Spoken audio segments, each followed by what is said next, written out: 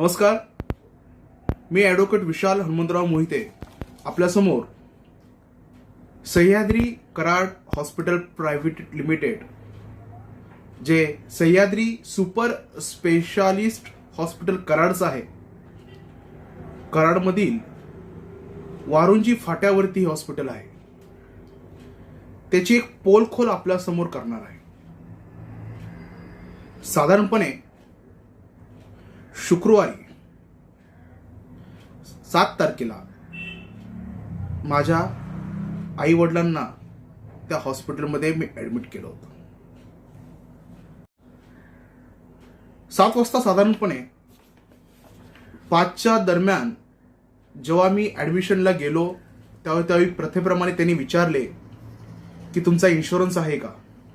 तर आम्ही म्हटलो हो, आमचा इन्शुरन्स आहे, आम्ही इन्शुरन्स कव्हर आहोत.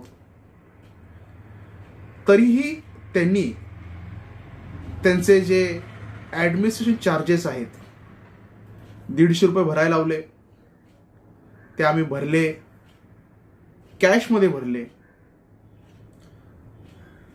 माझ्या आई वडिलांच्या बॉडी चेकअपसाठी मी त्या ठिकाणी गेलो होतो आणि मी त्यांना सांगितलं की हे फिट अँड फाईन आहेत, ह्यांची कसली तक्रार नाहीये, पण माझ्या पॉलिसीच्या नियमानुसार वर्षातून एकदा रुटीन चेकअप करता येतं आणि आपलं हॉस्पिटल हे माझ्या पॉलिसीशी टायअप आहे, म्हणून आपण माझ्या पॉलिसी बेस असलेल्या सर्व टेस्ट ज्यामध्ये मला पैसे भरता येणार नाही त्या करा असं मी सांगितले. गेल्यानंतर ऍडमिशन फी भरली आम्ही. ऍडमिशन फी भरल्यानंतर कंपल्सरी जी कोविड टेस्ट आहे ती त्यांनी करायला लावली. पहिल्यांदा नाकातली जी असते ती केली, अँटीजन केली. त्यानंतर ती घशातली जी आहे ती आम्हाला करायला लावली आणि विनाकारण आम्ही म्हटलं की आम्ही फिट अँड फाईन आहे, तुम्ही अँटीजन जर आमची निगेटिव्ह आली असेल तर तुम्ही पुढच्या टेस्ट कशाला करता. नाही म्हणे, आम्हाला RT-PCR करणं बंधनकारक आहे. मी म्हटलं जर हा बंधनकारक विषय हॉस्पिटलचा आहे आणि मी कॅशलेस इन्शुरन्ससाठी मी आलो आहात, तर ते जे 700 रुपये मला भरायचे आहेत ते तुम्ही माझ्या कॅशलेस इन्शुरन्स मध्ये ऍड करून द्या. ते बोले नाही, आमच्याकडे ते होत नाही, ते RT-PCR जी टेस्ट आहे ते आम्ही कृष्ण हॉस्पिटल या ठिकाणी पाठवतो, त्यामुळे तुम्हाला त्याचे पैसे आमच्या लॅबमध्ये कॅशमध्ये पेड केले पाहिजेत. चला, तेही मी कॅशमध्ये त्यांना पैसे पेड केले आणि शुक्रवारी माझे आई बाबा 5 वाजता ऍडमिट झाले. रुटीन चेकअप होतं, म्हणजे विशेष असे काही आजार नव्हते. या रुटीन चेकअप मध्ये त्यांनी केलं काय, 5 वाजता जेव्हा एखादा पेशंट हॉस्पिटलमध्ये ऍडमिट होतो आणि ऍडमिट व्हायच्या अगोदर त्याला विचारतात की बाबा तुम्हाला कुठला वॉर्ड पाहिजे, जनरल वॉर्ड पाहिजे, स्पेशल वॉर्ड पाहिजे, सेमी स्पेशल रूम पाहिजे, स्पेशल रूम पाहिजे, सगळं मला विचारणा केली. मी म्हटलं बाबा मला काही गरज नाही, मला सेमी स्पेशल रूम चालेल, मला स्पेशल रूमची काही गरज नाही. तेव्हा ते महाशय मला कन्व्हिन्स करत होते की साहेब स्पेशल रूम घ्या, त्या स्पेशल रूम मध्ये टॉयलेट बाथरूमची सोय असते. मी म्हटलं दादा तू कशाला काळजी करतो, मी बघून घेईन ना.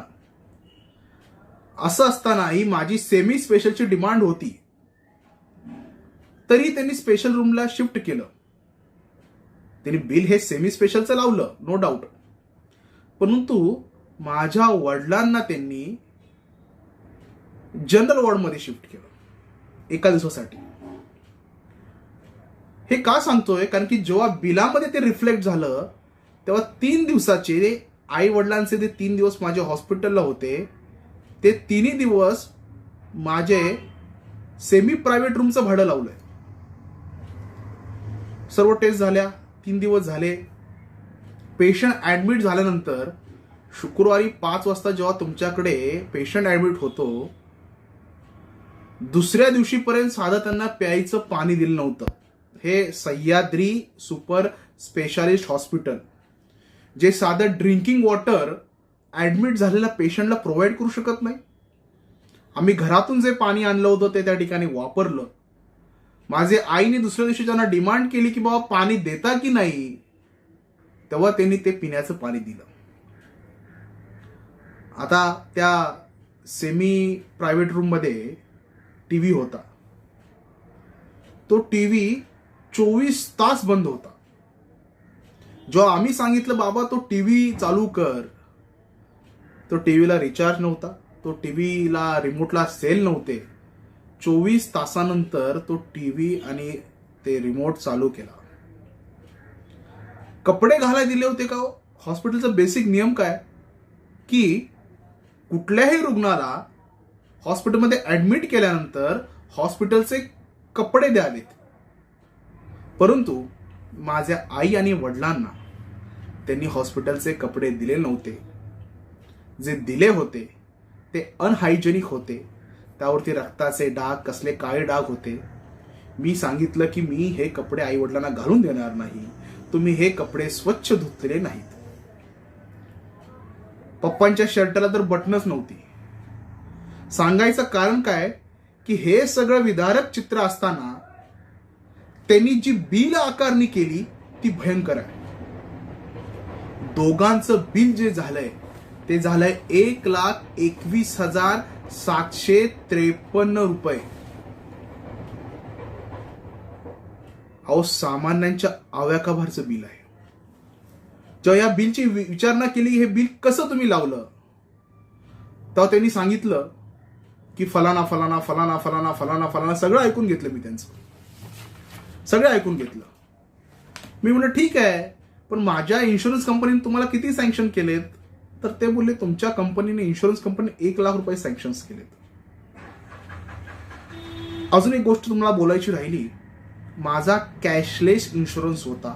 असं असतानाही मला फोर्सफुली माझ्या मनाविरोधात त्या ठिकाणी 10,000 रुपये सुरुवातीला ऍडमिट करताना भरायला लावले. हे का लावले बरं? सगळी टेस्टिंग त्याची झाली आणि हेपॅटायटिस बी ची टेस्टिंग त्यांना करायला लावली. आणि मी हेपॅटायटिस बी मध्ये त्यांचे रिपोर्टिव्ह निगेटिव्ह आले, वडिलांचा थोडा पॉझिटिव्ह आला. अहो, माझा काही संबंध नव्हता, तरी मला सांगितलं डॉक्टरने तुम्ही हेपॅटायटिस बी ची टेस्ट करून घ्या. ठीक आहे म्हणजे ठीक आहे, हरकत नाही, डॉक्टर साहेब बोलतात तर करून घेऊ. माझी टेस्ट ही निगेटिव्ह आली, पण मला हेपॅटायटिस बी चे टेस्ट करायला 600 रुपये चार्ज केले. आणि त्यातले 100 रुपये होते, 500 पैकी 100 रुपये हे होते कोविड प्रिकॉशनरी चार्जेस. हा काय फंड आहे भाई? म्हणजे लूटमार करण्याची काय मजल मारू शकतात यावरून सिद्ध होतं. पुढे जेव्हा तिसऱ्या दिवशी डिस्चार्जची वेळ आली तेव्हा मला म्हणायला लागले की तुम्ही 21,759 रुपये भरा. अहो, मी म्हटलं माझे ऑलरेडी तुम्ही 10,000 रुपये डिपॉझिट घेतलेले आहेत. कुठल्याही नियमात न बसता तुम्ही डिपॉझिट घेतलेले आहेत. ते 10,000 रुपये तुम्ही 21,000 म्हणून वजा करा, उर्वरित रक्कम मी द्यायला तयार आहे. पण ते बिलिंग महाशय काय म्हणाले की आम्ही असं करू शकत नाही. जर तुमच्या पेशंटला ती पिवळी चिठ्ठी देतात, ती जर हवी असेल तर 21,759 रुपये भरावे लागतील. मी म्हटलं अहो 10,000 रुपये तुमच्या डिपॉझिट ठेवले त्याचं काय?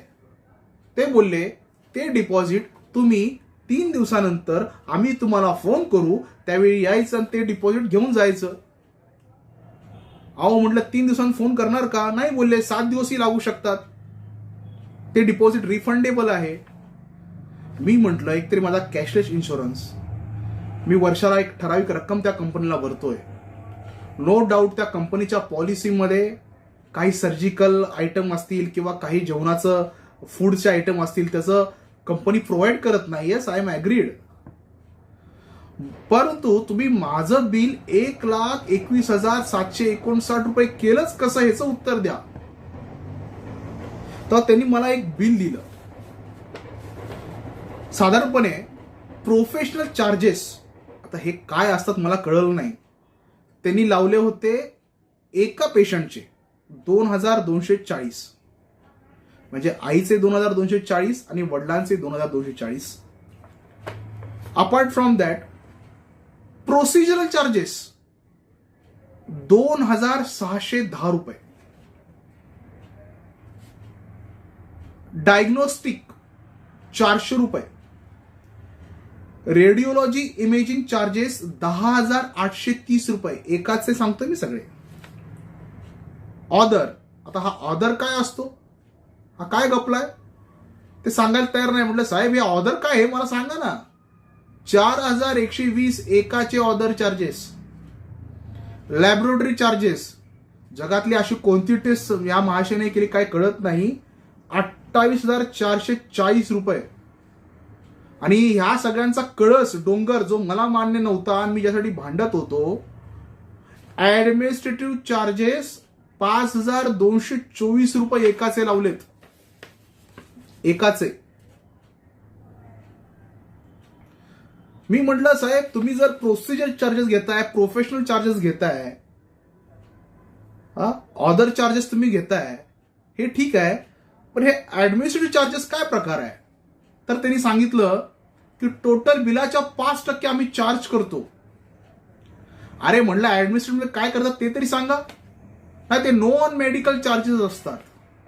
अरे हो राजा, पण नॉन मेडिकल चार्जेस म्हणजे काय ते तरी सांग. त्यांच्याकडे उत्तर नव्हतं. आणि अशा प्रकारे माझ्या एका आईचं बिल हे सर्व्हिस चार्जेस 57,464 रुपये केलं. त्याच्यानंतर ड्रग्स अँड मेडिसिन जे लावले 3,699 रुपये. Surgical disposable 511. हे जे चार्जेस आहेत ह्याचं उत्तर त्यांच्याजवळ नव्हतं. मी जेव्हा विचारलं फार्मसी चार्जेस किती आहेत, तर त्यांनी सांगितलं हे फार्मसी चार्जेस आहेत 8,726 रुपये. आता ह्यात गंमत बघा, N95 मास्क त्यांनी यूज केलाय, म्हणजे आईसाठी वेगळा आणि वडिलांसाठी वेगळा. दोघही एकाच रूम मध्ये नव्हते, वेगवेगळ्या रूम मध्ये होते.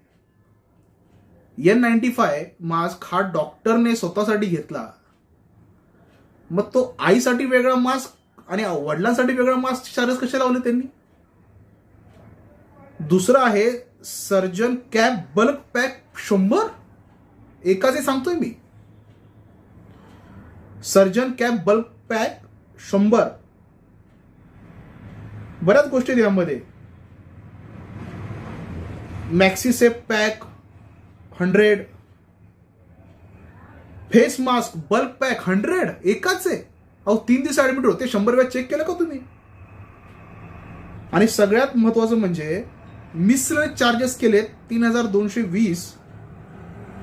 त्यामध्ये आहे इन्फेक्शन कंट्रोल चार्जेस एका दिवसाचे 900 रुपये आणि मेडिकल ऑफिसर रिव्ह्यू 800 रुपये.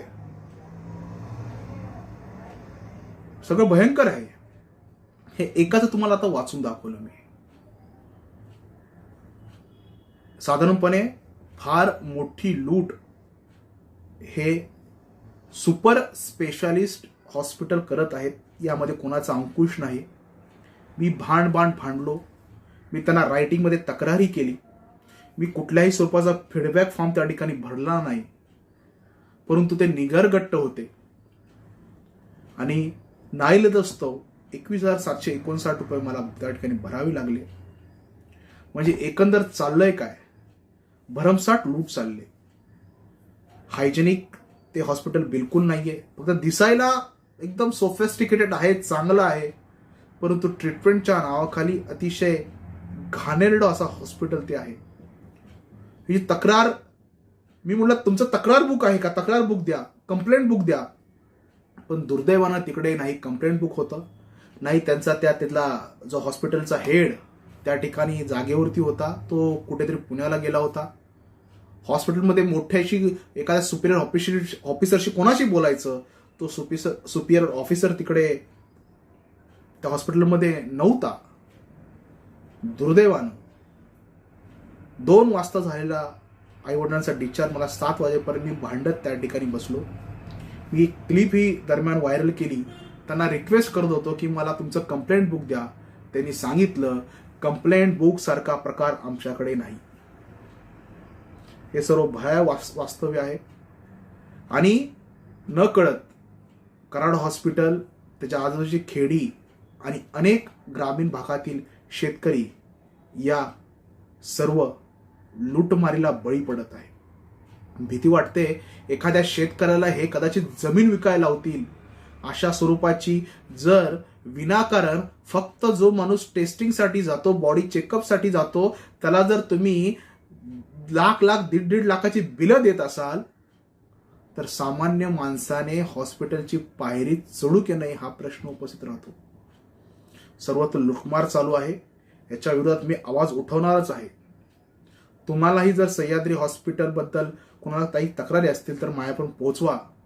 आगामी काळात त्यांना मी लीगल नोटीस देणार आहे. कारण मी तात्काळ त्या ठिकाणी एक कंप्लेंट रायटिंगमध्ये दिली, त्याचा आजपर्यंत मला कोणताही फीडबॅक आला नाही. शनिवारी जेव्हा टीव्ही चालू नव्हता, पाणी नाही दिलं, कपडे नाही दिले, त्या वॉशरूमची अवस्था वाईट होती. अहो हँड सॅनिटायझर तिकडे नव्हता. अहो एंट्रीला जे त्यांनी हँड सॅनिटायझरचं लावलं होतं तोही चालू नव्हता. ह्याची एक कंप्लेंट मी केली होती, की मेलद्वारे केली होती, की तुमचं हॉस्पिटल अनहायजेनिक आहे, प्रॉपर फॅसिलिटी नाहीये, आम्ही डिसअपॉइंट झालेलो आहे. शनिवारी गेलेल्या मेलचं माझं आज तागाय उत्तर आलं नाहीये. मी एक सुशिक्षित होतो म्हणून मी काही करू शकलो, पण दुर्दैवानं ग्रामीण भागातील शेतकरी असेल हा हवाल दिला आहे. आगामी काळात याच्या विरोधात एक लढा उभारण्याचा माझा मानस आहे. डॉक्टरांनी आणि हॉस्पिटलनी चालवली वारे माप लूट यापुढे आपण सहन करू नका आणि हा विषय बोला. आणि प्रत्येक वेळी जेव्हा बिल करतील तेव्हा त्यांना विचारा किंवा हे कशाचं बिल आहे, हे का केलं. ऍडमिनिस्ट्रेशन चार्जेस वेगळे, प्रोसिजर चार्जेस वेगळे, प्रोफेशनल चार्जेस वेगळे, ऑदर चार्जेस वेगळे. अहो हा काय प्रकार आहे. एवढे वेगळे चार्जेस, एक हेड बनवा ना त्या चार्जेसचं. त्या चार्जेसचं डिस्क्रिप्शनच नाहीये, त्यांच्याकडे एकच डिस्क्रिप्शन आहे, हे सगळे नॉन मेडिकल चार्जेस आहेत. अहो पण ते कशासाठी घेतले, का घेतले, ह्याची गरज आहे का हॉस्पिटलने ठरवलं म्हणून आम्ही द्यायचे. अतिशय भयावह स्थिती आहे. याच्या विरोधात आगामी काळात एक लढा उभा करणार आहे. सरसेनापती प्रतिष्ठान म्हणून आपलं जे प्रतिष्ठान आहे, जे व्यवस्था परिवर्तनासाठी लढतंय, त्या परिवर्तनातून त्या प्रतिष्ठानमार्फत आपण आगामी काळात हा आवाज बुलंद करणार आहे. कराडमध्येच आपल्या प्रतिष्ठानचं ऑफिस आहे. कराड हायवेला नटराज टॉकीजच्या बॅक साईडला, तिथून हा सगळा कारभार चालणार आहे. परंतु मी तरी या सह्याद्री सुपर स्पेशालिटी हॉस्पिटलला सोडणार नाही, कारण की त्यांनी खरोखरच अन्याय केलेला आहे. आपण काळजी घ्या, सजग राहा. नाहक हॉस्पिटलच्या डॉक्टरांच्या या खोट्या बिलांना बळी पडू नका. ऍटलिस्ट त्यांना विचारा, बाबा हे कशाचे पैसे लावले, याची आवश्यकता आहे का, काय चार्जेस आहेत, कशासाठी चार्जेस लावलेत, ते निरुत्तर होतील. आणि अशा वेळी तिकडे त्यांना प्रत्येक वेळी धडा शिकवण्याची गरज आहे. कारण की या कोविडच्या काळात त्यांनी भयानक लूट केलेली आहे. आणि अजूनही ओमायक्रॉन असेल, असे बरेच व्हेरियंट आले की यांची लूट चालणार आहे. यांना जोपर्यंत जाब विचारणारे निर्माण होत नाही, तो पण हे अशीच लूट चालू ठेवू शकतात. त्यामुळे सर्वांना विनंती आहे, आपण या लुटीविरोधात ॲटलिस्ट बोललं पाहिजे, आवाज उठवला पाहिजे. जिथं शक्य असेल तिथं एकत्र रीतीने त्याचा प्रतिकार केला पाहिजे. एवढं बोलून मी थांबतो. धन्यवाद.